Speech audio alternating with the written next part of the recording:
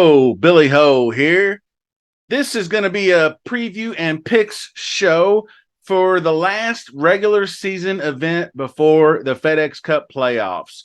We are going to Greensboro, North Carolina for the Wyndham Championship, playing golf at some Sedgefield Country Club.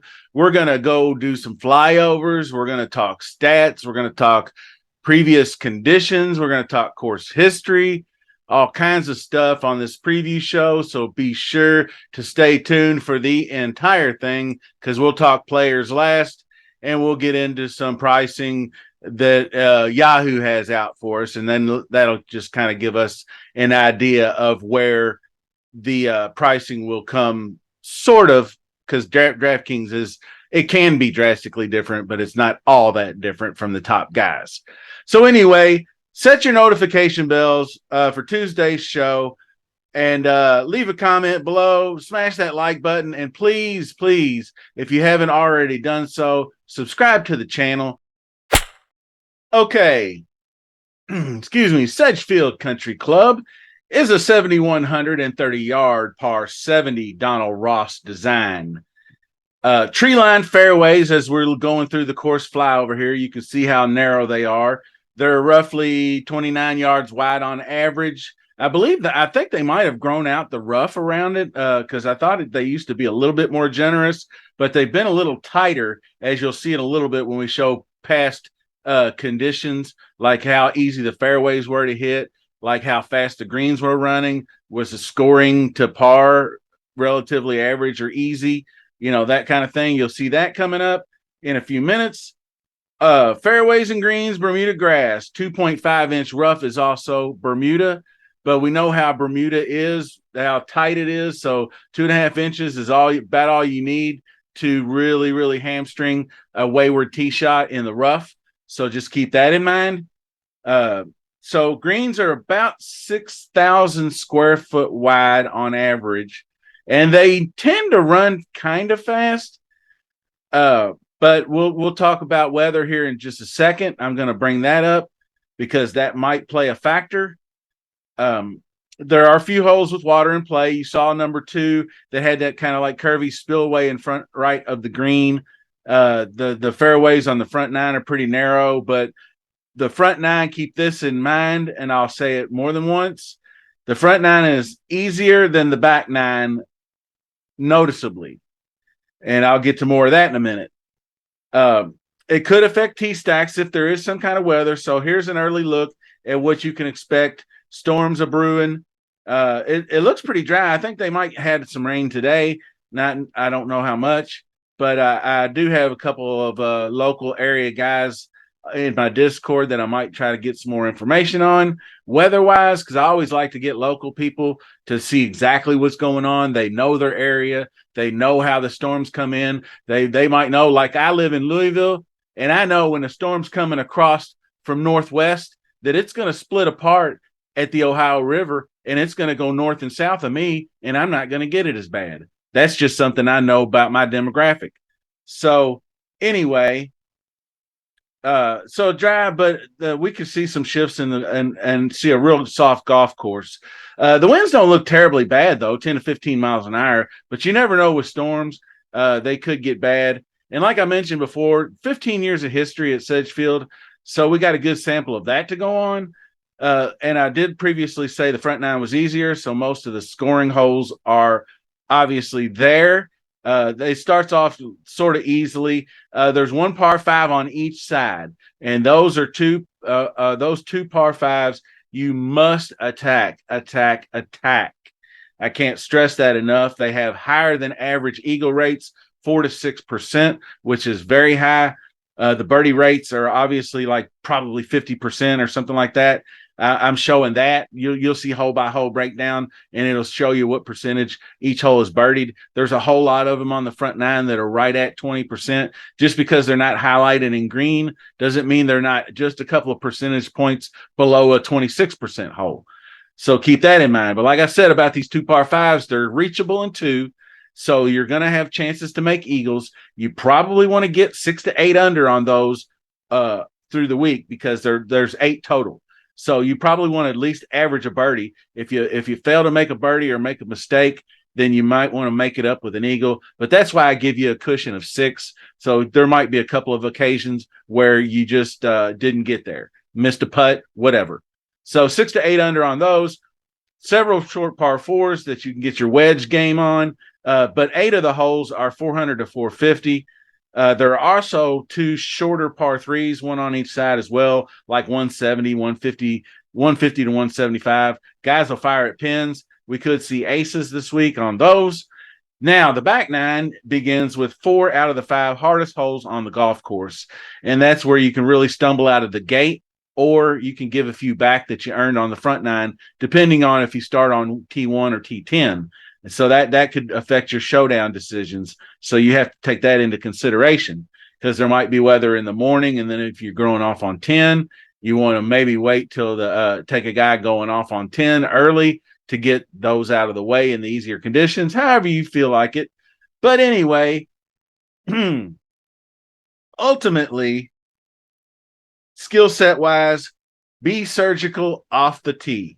Extremely important to hit these fairways to set up your approach shots. So if we now, I will say this: if we do get rain like it's predicted in the forecast, then the course is going to play a lot softer. There won't be as much run out, so distance can come back into play some. But I'm not going to be emphasizing that early on at all. So just being fairways gained and good drives and all that good stuff. There might be some left-right tendencies that might matter, but that will take a far more breakdown that I feel like doing right now.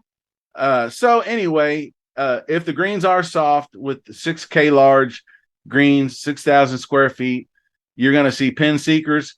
I will be considering 3-putt avoidance and par 4s from 400 to 450.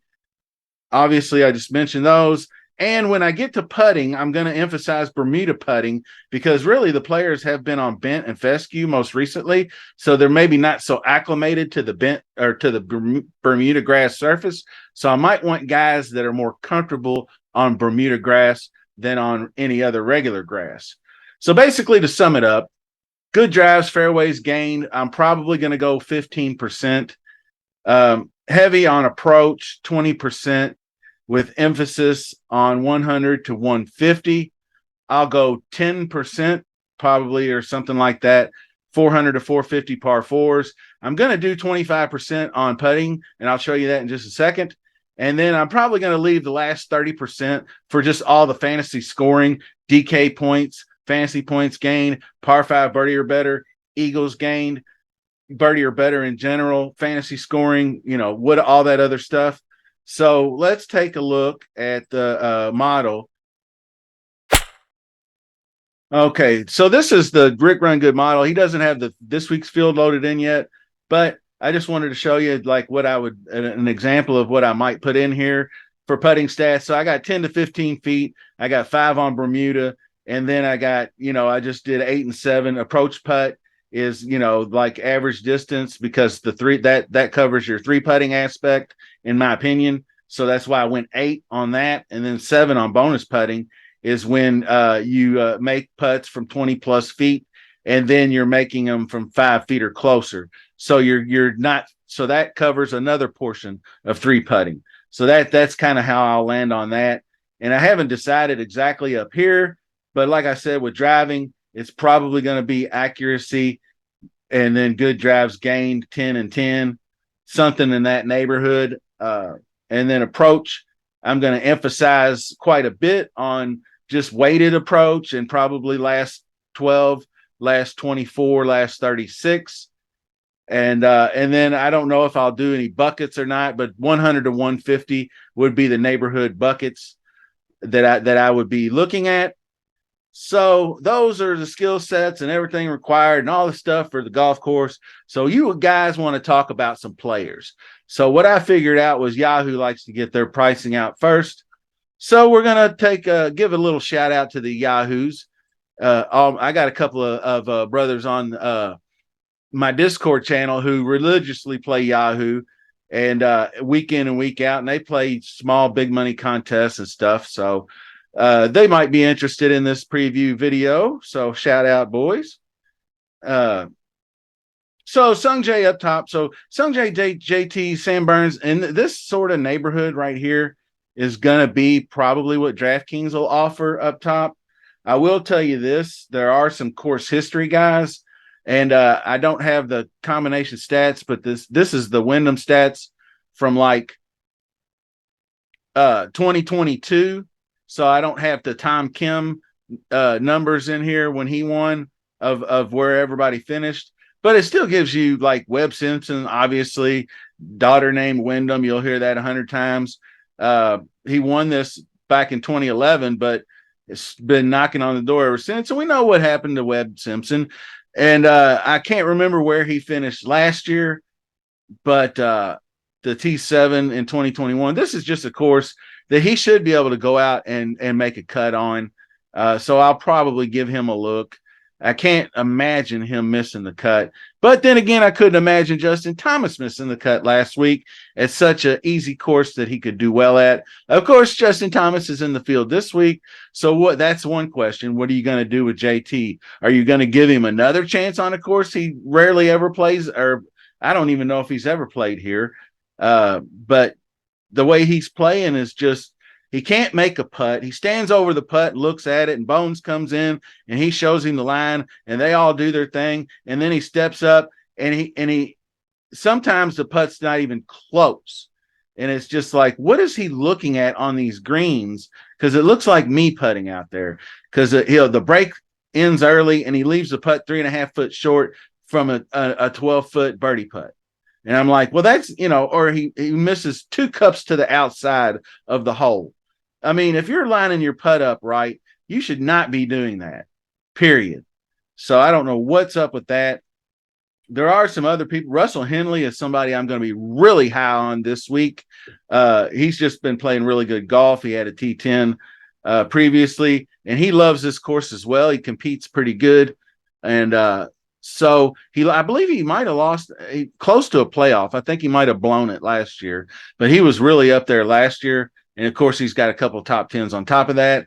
Billy Horschel, resurgency finally.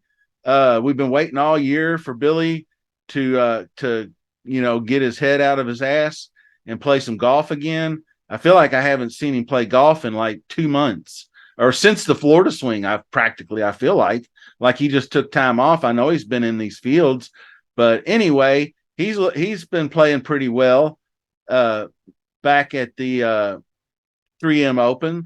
So this is another course he likes to play at. So I'm sure Billy Horschel will gain instant notoriety. Corey Connors should be a logical choice, but his results haven't been all that great. Siwoo Kim's another one. These Donald Ross courses he loves just the same as he does kind of Pete Dye. He loves this end of the country. He's won this tournament, and he's won RBC Heritage, which is in the same region. So he loves those kind of courses where you have to be clever, position off the tee and just fire at pins. And that's Siwoo for you.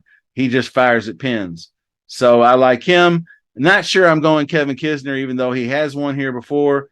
But so other guys over here, Hideki, actually, I did pull his stats up.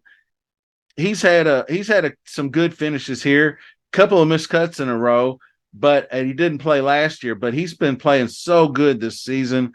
I think he's due for one of these top 3, top 5 finishes, and he'll be expensive. So you're going to have to decide up top. Sung Jae's another one that's outstanding here. He's kind of a course horse type of guy. So you're going to have to take some stands. Denny just seems like if Denny was going to win a golf tournament this season, Wyndham, putting, he's better on Bermuda and he's better than everybody else. So Denny's definitely in there. Now getting down here a little bit further, there are some guys like Billy Horschel, like I said. Thomas Dietrich seems like he would be a good fit for this golf course. He's not super long off the tee, but he's accurate and he hits his irons well and he's good. He's just, his short game's pretty solid. Eric Cole's another one, obviously, who just seems to get it done week in and week out. I'm poo-pooing Gary Woodland because he sucks, and people need to stop trying to make him good again. because he just hasn't been good. He just makes too many unforced errors and big mistakes. His ball striking numbers look great, but then you go out and you see, and he's like barely freaking T40. And I played his dumbass at 9,200 last week, knowing better that I should have done that. But anyway, I digress. Jaeger Bombs, Mark Hubbard, all these guys are all Svensson, perfect fit. JJ Spawn looks like a good fit. Aaron Rye also, dial it in. Dylan Wu down here somewhere. They always misprice Dylan Wu. Akshay withdrew after the win and skipped the 3M to come here. So, he's looking forward to this. And then in the middle, Sam Stevens is a name we haven't mentioned in a few weeks, but he's a solid cut maker and a good fantasy DFS scoring guy. So Neesmith down here as well. Double R Norman. I'm not sure if he's going to be quite the fit here because he just likes to grip it and rip it out there. So taking that weapon out of his hands, his distance, might not be the way to go. Ryan Gerard is a guy who's not long off the tee but accurate, and this looks like a good fit for him. Just kind of like he muddled his way around 3M, making the cut there. He's another guy I'll have interest in. Kevin Yu, absolutely awesome iron player. Approach game is just one of the better stats wise when you model him in the profile and whatnot. So he's going to have some interest. Doug Gim has had his resurgence, and he's the same way. He's accurate off the tee and hits really good irons. Putting can be a problem. He does typically prefer POA, but I do like the Gimmer.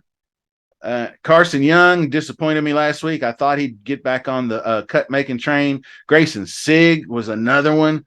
So I don't know if I'm going to give these guys another shot or not. But if they land in the right ballpark, missing the cut, we could get some flop lag out of them, because these guys don't always make cuts. They miss cuts, whether or not they had a bad putting week or they hit a couple of bad iron shots, or especially at the 3M, they hit a couple water balls. So Tano Goya is another one I'll keep an eye on at $20. Dylan Fratelli, I mean, he's just like, people were like, oh, Bo Hostler shot a 62 today. Well, good luck playing fucking Bo Hostler every week. And then that once or twice a year when he fires, you get paid off. I guess if you have a Millie Maker lineup or something, that's cool. But if you're just a regular week-to-week player, you're going to be reloading your DraftKings account a lot more often than you're cashing your Bo Hostler DFS lineups. I'll tell you that. Same thing with Dylan Fratelli. He might show up here and win this golf tournament this week, or he might shoot 10 over the first day. So who knows? But anyway, you see where I'm getting at down here. This is just the guy. There's guys down here. Cameron Champ had to withdraw. He had a new baby. I'm not really sure why he withdrew after lock on Thursday when he had his baby the previous Sunday. So I'm not really sure where that came from. But anyway, Trevor Werbelow is a guy that makes a lot of cuts. Sam Bennett down here too. People love him. So all kinds of guys to choose from. And that's just kind of this preview and picks show. So I really hope you enjoyed it. I tried to get some more information in. I listen to my comments and read them on YouTube all the time. So if you want a little bit more in-depth stuff, I'll try to give it to you. So until the next video, see you soon. Thanks for watching.